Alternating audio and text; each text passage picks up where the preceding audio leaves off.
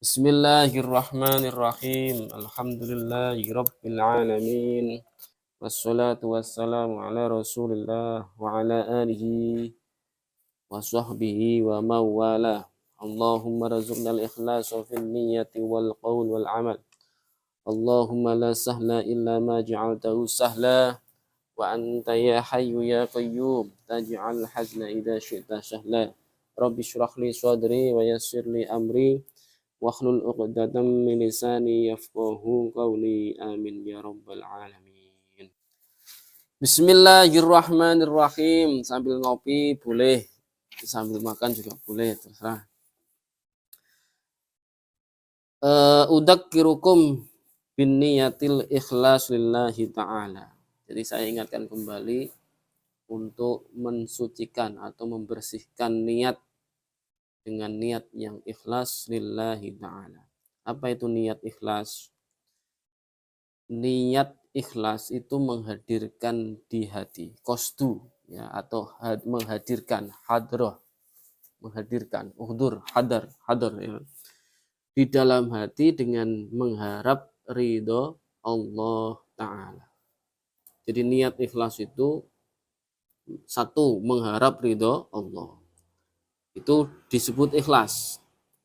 Boleh juga dinamakan ikhlas itu karena mengharap pahala dari Allah Subhanahu wa Ta'ala. Itu disebut juga ikhlas, karena memang perintah Allah untuk menuntut ilmu. Thalabul ilmi faridatun ala kulli muslimin.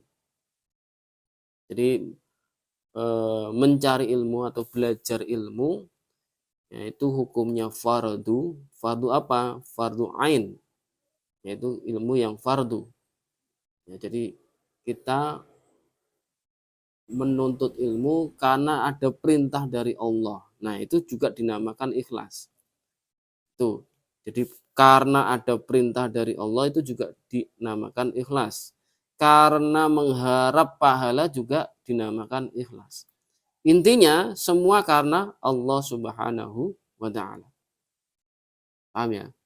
Ini disebut ikhlas.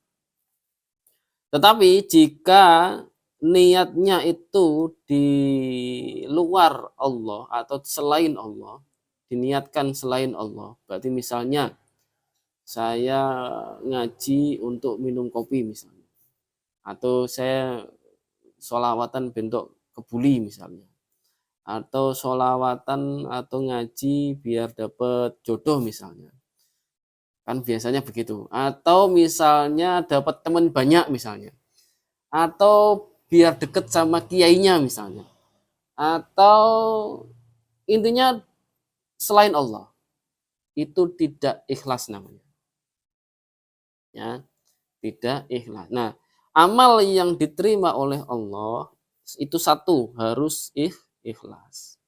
Yang pertama harus iman dulu, ya, beriman kepada Allah. Ya, orang kafir ketika dia beramal tetap tidak diterima karena dia kafir. Jelas syarat utama adalah iman, Islam yang pertama. Yang kedua ikhlas, ya, harus ikhlas. Nah, jadi ada apa? Innamal a'malu binniyat faman hajara. Nah, jadi ada orang yang berhijrah.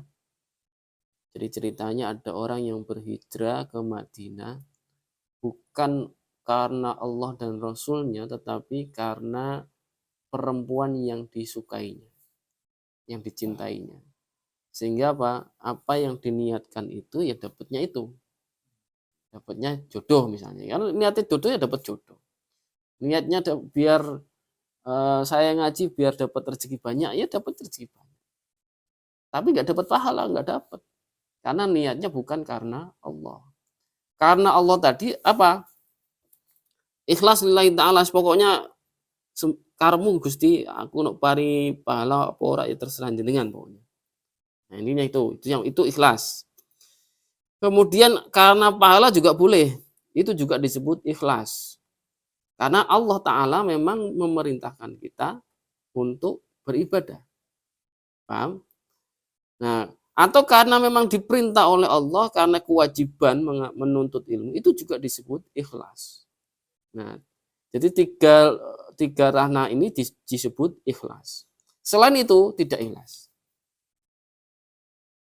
Ya, jadi itu karena saya dimarahin orang tua misalnya, disuruh orang tua lerak ngaji digebuki misalnya, atau dipisoi atau bagaimana, pokoknya selain Allah tidak ikhlas. Makanya saya ingatkan sekali lagi, niatkan kita ikhlas lillahi ta'ala. Bukan hanya untuk panjenengan sedaya enggak, tapi juga untuk saya pribadi. Jadi saya harus membersihkan niat saya ya, dengan niat yang ikhlas lillahi ta'ala. Itu ya, jadi itu biar amal kita diterima. Amal yang diterima yang ketiga, syaratnya adalah memenuhi syariat Allah dan Rasulnya. Yang ngaji ya seperti ini, syariatnya yang ngaji ya seperti ini, talaki musafahah, yaitu la yukhadul ilma illa bi afwahihil ulama. Jadi tidak bisa diambil suatu ilmu kecuali dari mulutnya para ulama. Nah, saya ini bukan ulama, tapi saya hanya menyambung lidah dari para ulama. Maksudnya begitu. Nah, jadi gitu. Jadi ini karena saya sudah bertalaki dengan para ulama, ini saya menyambung lidah saja kepada panjenengan sedaya. Bisa dipahami ya. Nah, ilmu itu harus juga bersanad. Nah, aturan syariatnya harus bersanad. Sanad itu mata rantai, artinya sambung menyambung harus sampai kepada Rasulullah. Nah, jenengan harus tahu sanadnya saya dari mana. Nah, saya dari ya bisa langsung ke mertua penulis ini, kitab ini, atau bisa langsung ke murid-muridnya penulis ini. Siapa? Gus Lukman. Gus Lukman Al-Haromen, Rajekusi Mayong. Nah, jadi beliau lulusan Lebanon, lulusan Universitas Global. Karena penulis kitab ini dari sana, Universitas Global Lebanon. Dan penulis kitab ini dua-duanya masih hidup. Karena ditulis oleh dua orang yang dinamakan Muhammadan. Namanya sama, Muhammad. Ya, di situ ada penjelasannya. Jadi Muhammad bin Nazih Alamuddin dan Muhammad bin Ali Al-Atros. Nah, ini yang aslinya ini. Jadi itu harus sesuai syariat. Amal ibadah harus 3 syarat ini, yaitu apa? Beriman, ya harus iman Islam dulu. Ya, selain orang Islam, walaupun dia bersedekah banyak sekali, ya sampai hartanya habis misalnya, ya nggak akan diterima karena dia bukan Islam. Itu syaratnya. Yang kedua adalah ikhlas. Ya, beriman kemudian harus ikhlas. Ikhlas tadi apa? Tadi 3 itu tadi. Ya, jadi harus karena Allah Subhanahu wa taala. Yang ketiga adalah sesuai syariat. Ya, kalau kita sholat misalnya menghadap kiblat, kalau dari Indonesia ke kiblat itu ke barat. Ternyata ada orang sholat menghadap ke timur, ya nggak diterima. Walaupun dia sudah ikhlas, mengharap ridho Allah, mengharap balasan yaitu pahala, tetapi tidak tahu aturan. Ya, orang bodoh misalnya. Sergap, iya sergap, tapi nggak ngerti. Nah, kiblat mana nggak ngerti, kan repot. Tuh, jadi gitu. Makanya kita harus belajar, menuntut ilmu. Nah, belajar itu tidak ada batasnya. Jadi dari kecil sampai meninggal dunia. Ya. Seandainya ada batasnya, ya banyak orang yang nggak akan ngaji. Itu maksudnya. Gitu ya. Jadi itu yang saya ingatkan sekali lagi, udzakirukum bin niyatil ikhlas lillahi ta'ala.